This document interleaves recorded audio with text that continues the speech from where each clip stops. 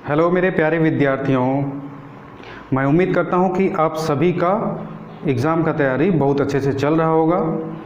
Part 1 के कड़ी को आगे बढ़ाते हुए पार्ट 2 की ओर हम चलते हैं और मैं आप सभी का सुपर 50 जीएस वर्ल्ड की ओर से हार्दिक स्वागत करता हूं। मेरा नाम महेंद्र कुमार देवांगन है और आज की पाठशाला जिसको हम लोग बीज गणित है उसका अगला कड़ी प्रस्तुत करते हैं हम। तो यहाँ पर हम एलजेब्रा जिसको हम लोग बीज गणित कहते हैं, ओके ठीक है। तो यहाँ पर हम सबसे पहले दो इक्वेशन लेते हैं, रैखिक समीकरण के दो समीकरण लेते हैं। a1x plus b1y plus c1 is equal to 0, एक इक्वेशन हो गया। सेकेंड इक्वेशन लेते हैं a2x plus b2y plus c2 is equal to 0। अब यहाँ पर दो इक्वेशन हमने लिए हैं, इस समीकरण में क्या क्या है उसको हम लोग देख लेते हैं। जहाँ a1 और a2 x के कोफिशिएंट है समीकरण 1 और 2 में क्रमशः, और b1 और b2 यहाँ पर y के कोफिशिएंट है जिसको हम लोग गुणांक बोलते हैं, और c1 और c2 क्रमशः कांस्टेंट है, नियतांक है जिसको हम लोग बोलते हैं, ओके, जिसको चेंज नहीं किया जा सकता। सो a1 व a2 x के गुणांक है और b1 व b2 y के गुणांक और c1 व c2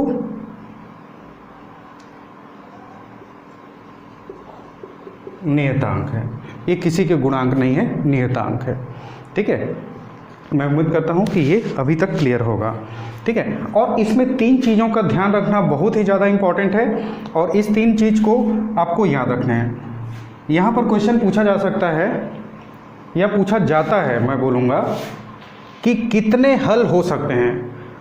दो समीकरण दे दिया और उसके बाद फिर बोलेगा कि कितने हल हो सकते हैं। ध्यान दीजिए, बहुत ही सिंपल सा कॉन्सेप्ट है। एक समीकरण मतलब एक रेखा बनेगा, दूसरा समीकरण मतलब दूसरा रेखा बनेगा। क्लियर है ये बात? Okay, very good. दो रैखिक समीकरण यहाँ पर बन रहे हैं, ओके। अब इस दोनों रैखिक समीकरण के तीन संबंध हैं। इस तीन रिलेशन को बहुत ही, मैं बोलूँगा कि बहुत ही ज़्यादा इम्पॉर्टेंट है, उसको याद करना ही पड़ेगा आपको, ओके। यहाँ पर बोलेगा नंबर ऑफ सॉल्यूशन,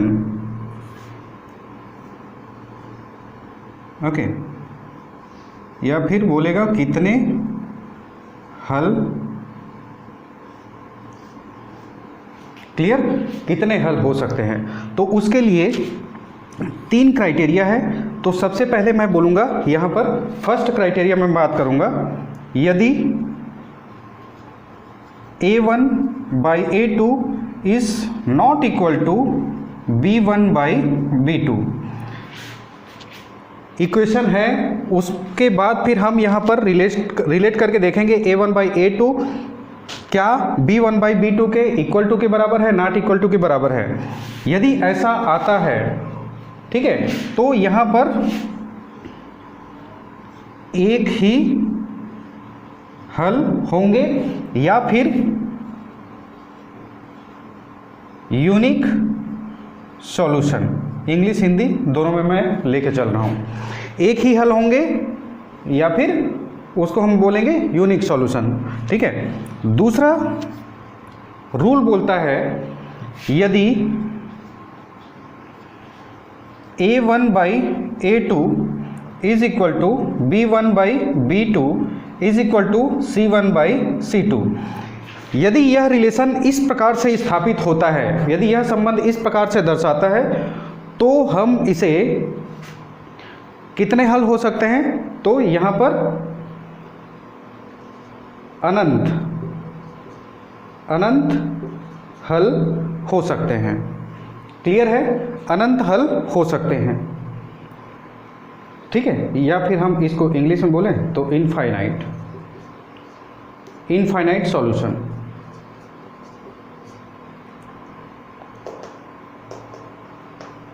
ठीक है, इनफाइनाइट सॉल्यूशन। क्लियर? ओके। अब तीसरा चीज है, तो तीसरा चीज मैं बोलूंगा यहां पर आपको, यदि A1 by A2 is equal to B1 by B2, A1 by A2 is equal to B1 by B2 is not equal to C1 by C2। यदि ऐसा है तो यहां पर ये क्लियर है, A1 by B2, A1 by A2 is equal to B1 by B2 is equal to is not equal to C1 by C2। यदि ऐसा है तो कोई हल नहीं होंगे। मुझे उम्मीद है आप सभी को यहाँ तक क्लियर हुआ होगा। ओके, इंग्लिश में बोलेंगे नो सॉल्यूशन। ठीक है, एक बार रिपीट कर देता हूँ मैं। एक रेखा है, एक समीकरण है तो एक रेखा बनेगा, दो समीकरण है दो रेखा बनेगा। ठीक है, अब वो रेखा कैसे बनेगा उसको भी हम चर्चा करेंगे। ठीक है, इसके होने के बाद एक बार थोड़ा सा क्विक रिव्यू देखते हैं। यदि A1 by A2 is equal to B1 by B2 is equal to C1 by C2 है तो उसके अनेक हल होंगे। यदि A1 by A2 is not equal to B1 by B2 तो वहाँ पर यूनिक सॉल्यूशन होगा। यदि A1 by A2 is equal to B1 by B2 is not equal to C1 by C2 है तो वहाँ पर कोई हल नहीं होगा। कहने का मतलब है कि तीन क्राइटेरिया हैं, या तो हल होंगे या नहीं होंगे और केवल एक हल होंगे। क्लियर है? ओके, ठीक है। तो मेरे ख्याल से ये तीनों क्राइटेरिया समझ में आ गया होगा आपको। ओके, आगे बढ़ते हैं हम। तीन क्राइटेरिया हमने देखा। पहला में क्या है? एक हल। अब यदि एक हल होगा, कहने का मतलब है कि यहां पर रेखा कैसे बनेगा? एक ही प्रतिच्छेदी बिंदु होंगे। ठीक है, ये इक्वेशन 1 के लिए होगा, ये इक्वेशन 1 के लिए होगा और ये है आपका इक्वेशन 2 के लिए होगा। ठीक है, दो इक्वेशन होंगे तभी यहां पर प्रतिच्छेदी रेखा बनेगा। दूसरा, अनेक हल। अब अनेक हल या फिर इनफाइनाइट सॉल्यूशन, इसको भी लिख देता हूं यूनिक सॉल्यूशन। ध्यान दीजिएगा, यहां पर क्वेश्चन आता है, यहां से क्वेश्चन आता है। ओके, तो इनफाइनाइट सॉल्यूशन, तो ध्यान दीजिएगा अब वो रेखा कैसे भी हो सकता है। एक रेखा ये है, दूसरा रेखा भी इसके ऊपर ओवरलैप है। ध्यान दीजिएगा, दो समीकरण होंगे मतलब दो रेखा होंगे। एक रेखा खींचा गया है एक समीकरण के लिए, दूसरा रेखा भी उस रेखा के ऊपर सुपर इम्पोज्ड है, उसको ओवरलैप कर रहा है। जैसे कि हम यहाँ पर बात करें, एक हाथ है हमारा, उसके ऊपर दूसरा हाथ हमने रख दिया, ये ऐसा है तो ये ओवरलैप हो गया। करेक्ट, मतलब आपको ये बाहर से दिख रहा है एक सिंगल हैंड, ओके, बट ये है क्या? डबल हैंड आप देख रहे हैं। क्लियर? ओके, लाइकवाइज यहाँ पर भी अनेक हल हो रहे हैं। इसका मतलब है कि यहाँ पर पॉइंट है, देखिए एक हल क्यों है? क्योंकि यहाँ पर एक प्रतिच्छेदी बिंदु है।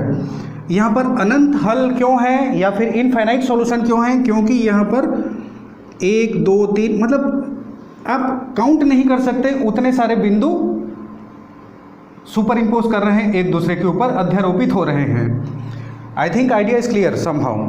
ओके, एंड लास्ट वाला आता है आपका कोई हल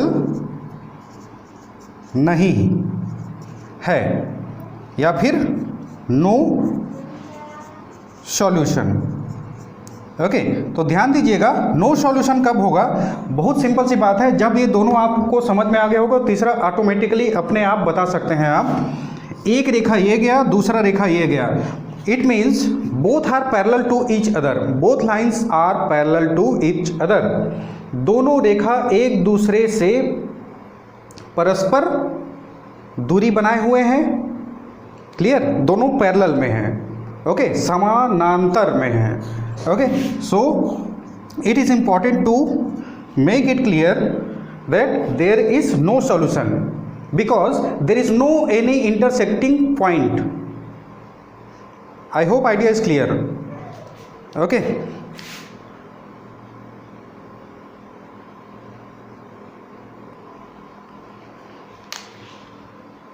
ओके, जैसे मैं यहाँ पर एक छोटा सा एग्जांपल लेता हूँ, x plus y is equal to 5। ठीक है जी, ध्यान दीजिएगा, x plus y is equal to 5। अब आपको पता है, मैं इसका डायग्राम रिप्रेजेंट करूँगा। आप जानते हैं ये आपका x एक्सिस है और ये आपका y एक्सिस है। आप इधर लेते हैं पॉजिटिव, इधर आपका निगेटिव रहेगा। मैं डिनोट कर देता हूँ पॉजिटिव, इधर निगेटिव। जैसे हम अप साइड जाते हैं, यहाँ पर आपका पॉजिटिव होगा, ऑब्वियसली डाउन साइड जो है वो आपका निगेटिव होगा। क्लियर है? ओके, अब x का वैल्यू हम कुछ भी रखें, ओके फाइन, तो y का वैल्यू कितना होगा? यदि हम x का वैल्यू यहाँ पर 0 रखें, ध्यान दीजिएगा, मैं यहाँ पर एक टेबल भी बना देता हूँ, हमें ज़्यादा टेबल बनाने का रिक्वायरमेंट नहीं है। x का वैल्यू है, यहाँ पर y का वैल्यू है। जब हम x का वैल्यू यहाँ पर 0 रखेंगे तो y का वैल्यू 5 होगा। x का वैल्यू यहाँ पर 3 रखेंगे तो y का वैल्यू ऑटोमेटिकली 2 यहाँ पर फाइंड होगा। क्लियर? अब इसी को रिप्रेजेंट करना है इस ग्राफिकल रिप्रेजेंटेशन से। ओके, जब x का वैल्यू 0 है, ठीक है, तो ये 0 है, x का वैल्यू कहाँ पर फाइंड होगा? यहीं पर ना फाइंड होगा, x का वैल्यू 0। ओके, तो y का वैल्यू कहाँ पर फाइंड हो रहा है? यहाँ पर 5 हो रहा है। क्लियर है? 5 हो रहा है। ओके, उसके बाद फिर x का वैल्यू 3 रख रहे हैं, x का वैल्यू 3, तो x का वैल्यू 3 यहाँ पर, तो y का वैल्यू कितना आ रहा है? 2 आ रहा है। तो मैं यहाँ पर इसमें ऐसे मिला दूंगा, तो ये आपका 2 है। क्लियर? ओके, तो अब जब आप इस रेखा को ऐसे मिलाओगे तो यहाँ से ये पॉइंट आउट होगा और एक रेखा बनेगा। ठीक है, it is called linear equation. For this equation, ये समीकरण के लिए आपको रेखा ऐसे मिलेगा। मैं उम्मीद करता हूँ आप सभी को समझ में आया होगा। हालांकि आपको ऐसे रेखा वगैरह हो सकता है कि आपको MCQs में दिया रहे, ठीक है, बट नॉनदलेस आपको पता होना चाहिए। ठीक है, for the sake of understanding, ये बेसिक अंडरस्टैंडिंग है। ओके, मैं उम्मीद करता हूँ कि आप सभी को समझ में आया होगा। यदि नहीं समझ में आया, एक बार और देख लेते हैं। x plus y is equal to 5 आपको ये दिया हुआ है। ठीक है, ये क्वेश्चन है एक simple. For the sake of understanding I am taking one example only and one equation. एक ही समीकरण लेके चलते हैं। जब x और y ये दोनों को हमने क्या किया? एक टेबल में बना दिया। ठीक है, अब x का वैल्यू यदि यहाँ पर 0 रखेंगे तो y का वैल्यू, देखो x का वैल्यू 0 रखो यहाँ पर, plus y is equal to 5, तो y का वैल्यू कितना फाइंड हो गया? 5। तो यही 5 जो है ये यहाँ पर है। यदि हम x का वैल्यू कितना रखेंगे? यस, इसको हम रेंडमली ले लेते हैं। ठीक है, और यदि वहाँ पर दिया रहेगा आपको क्वेश्चन में तो उस क्वेश्चन के अकॉर्डिंग ले लीजिएगा। क्लियर? CGPSC मेंस में भी आपको डेफिनेटली ये हेल्प करेगा। ओके, तो x इज इक्वल टू 3 है। क्लियर है? x इज इक्वल टू 3 रखेंगे हम, plus y is equal to 5, तो y is equal to 5 minus 3 it becomes 2। Clear है? Okay, very good. I hope idea is clear. तो एक छोटा सा क्वेश्चन क्यों ना ले लें, उसके बाद फिर हम यह तय करें कि अभी जो हमने फंडामेंटल पढ़ा है, ठीक है, जो 3 रिलेशन देखे हैं, उस रिलेशन का यूज़ क्या है, उस रिलेशन का एप्लीकेशन क्या है। ओके, सो क्विक, थोड़ा सा जल्दी से ओके, हम लेते हैं एक छोटा सा क्वेश्चन। 2x प्लस के वाई इज इक्वल टू 8 है, 3x plus 4y is equal to 9 है, तो k का मान क्या होगा? और यहाँ पर एक छोटा सा हिंट भी दिया हुआ है, यदि दिया गया समीकरण के लिए कोई हल नहीं है। आप जानते हैं कि समीकरण के लिए कोई हल नहीं है, तो कोई हल नहीं है के लिए हमारे पास क्राइटेरिया क्या होता है? a1 by a2 is equal to b1 by b2 is not equal to c1 by c2। ठीक है, ओके। अब ध्यान दीजिएगा इसका यूज करके हम k का वैल्यू निकाल सकते हैं। ठीक है, तो कैसे निकलेगा? डायरेक्ट हम इस फॉर्मूला में पुट करते हैं। 2 by 3 is equal to k by 4। Clear? ये a1 a2 b1 b2 is it? Okay, I think idea is clear. So यहाँ पर k का मान हो जाएगा आपका कितना? 8 by 3। It becomes your answer. I hope idea is clear.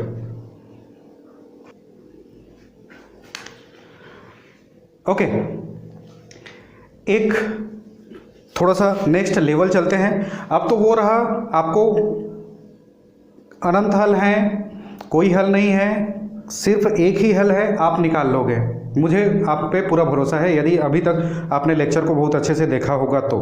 ठीक है, अब थोड़ा सा नेक्स्ट लेवल की ओर चलते हैं। यदि मान लो क्वेश्चन ऐसे आता है, और क्वेश्चन ऐसे आएगा definitely x plus 1 by x is equal to 3 है, तब x square plus 1 by x square is equal to क्या होगा? जनरली बहुत सारे बच्चे ऐसे करते हैं कि यदि ये एक्स के फॉर्म में दिया हुआ है तो ओ माय गॉड करके इसको छोड़ देते हैं। तो बहुत ही इजी है। ओके, तो ध्यान से समझते हैं। इस प्रकार के क्वेश्चन में सबसे पहले आपको सॉल्यूशन लिख देते हैं। ठीक है, देखिएगा कितने मिनट में बना लेते हैं। देखिए, practice makes the man perfect ऐसा कहा जाता है। आप लोग जितना ज़्यादा प्रैक्टिस करेंगे उतना ज़्यादा अच्छा होगा आपके लिए। Okay, so x plus 1 by x is equal to 3 है, तो हम क्या करते हैं? इन दोनों तरफ का स्क्वायर कर देते हैं। ध्यान दीजिएगा, स्क्वायर क्यों कर रहे हैं? It is important. स्क्वायर इसलिए कर रहे हैं, यदि हम यहाँ पर स्क्वायर करेंगे तो ये एक फॉर्मूला के फॉर्म में आ जाएगा, a plus b whole square. और आप जानते हैं a की जगह हमें यहाँ पर क्या है? एक्स स्क्वायर दिया है, b की जगह हमें 1 बाई एक्स स्क्वायर दिया है। जब हम इसका एक्सपांसन करते हैं, जब हम इसको लिखते हैं, इसको फार्मूले के रूप में व्यक्त करते हैं, इसको तोड़ते हैं, तो a square plus 2ab plus b square इस फॉर्म में लिखते हैं। आप सभी को पता है। ओके, सो हम इसको कैसे लिख सकते हैं? Okay, x